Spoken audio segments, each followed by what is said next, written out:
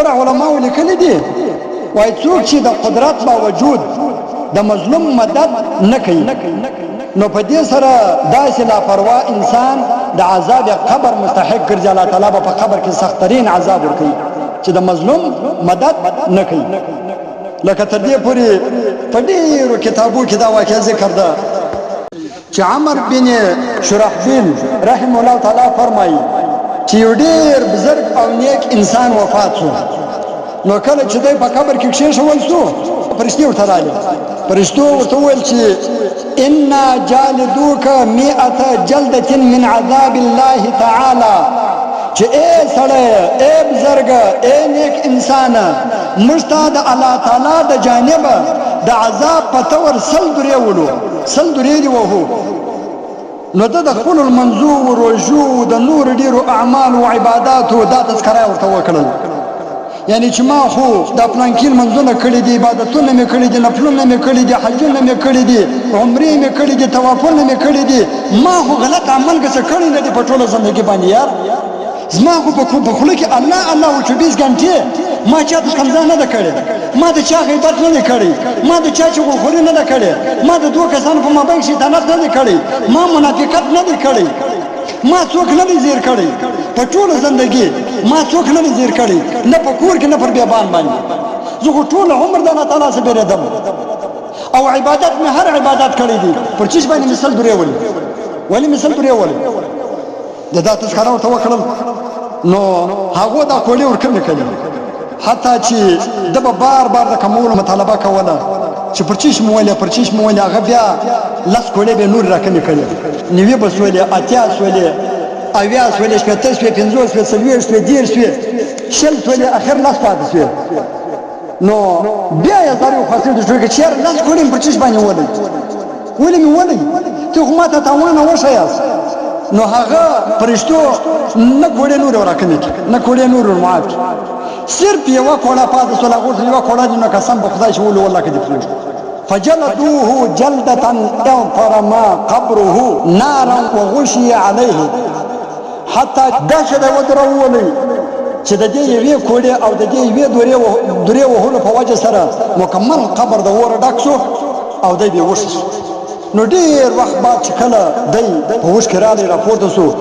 نو د فرشتو څخه پوښتنه وکړل فيما جلدتموني هذه الجلده چې اے ملائکه او اے فرشتو تاسو زه ولې او په کوم ګناه باندې زه دا وکړم ولې مې وولم کوم ګناه ما کړو. نو فرشتو په جواب کې ورته وویل انك نمت يوما ثم صليت ولم تتوضا وسمعت رجلا يستغيث مظلوما فلم تغثه. چې موږ دا یو کوړه په دې وجه باندې ته وولې چې یو ورځ ته دې سوي وي نو بیا چې کله د خوب څخه راپورته شوې د خوب سره بیدار شوې لمل دې فوران وکړي او داسې نه وکړي بیا داسې دا یو لمس کړي په ټوله زمانه کې او دا سره ډیر خیال کوي د بولو د وشدو سره ډیر خیال کوي او دا د سره ډیر خیال کوي. نو دغه یو په دا ټول عمر کې تا یو بیا داسې کړی دی او بل یو وخت ته یو مظلوم فریاد وکړي او تا د هغه مظلوم فریاد وا هم ورېدی خو لیکن تا د هغه مظلوم مدد نه وکړي. نو موږ په دغه دوه وجو باندې ته دا یو دره او دا یو کوړه مې وشته مظلوم وتا ته فریاد کړو دغه موافق دی عمل نه. نو علماء کرامو د دې واقعې څخه وروسته بیا لیکلي دي فهذا حال الذي لم يرث المظلوم فكيف يكون حال الظالم. علماء لیکلي دي چې دا خو په قبر کې د هغه چا حال و چې صرف د یو مظلوم فریاد اورېدلی و مدد یې نه وکړی. نو په خپله د ظالم په څه حال په قبر کې چې ګزه پر یو مظلوم باندې ظلم کوي د هغه به وایي څه دا علماو په کتاب کې اخر کې دا لیکلي یعنی چې ظالم ته خو په قبر کې بدترین او سخترین او دردناک عذاب ورکول کېږي چې دا خالي فریاد یې اورېدلی و او په ټوله زمانه کې نه غیبت کړی و نه چغلخوري کړی و نه منافقت او شیطانت کړی و دا یې نه و کړی. په ټوله زندګي کې چې الله او قرآن او رسول څه فرمایلي وو دغه موافقه دا ټوله زندګي تېره کړه. لیکن صرف په دې دوه وجه باندې چې په ټوله عمر کې یو لمونځ بیا اوداسه کړی و او یو مظلوم فریاد ورته کړی وو د هغه مظلوم فریاد باندې عمل نه وکړ خدای پاک وبکړ عذاب لکه شرح مشکل الاثار 212 نمبر صفحه اتم جلد په دې کې دا واقعه راوړې ده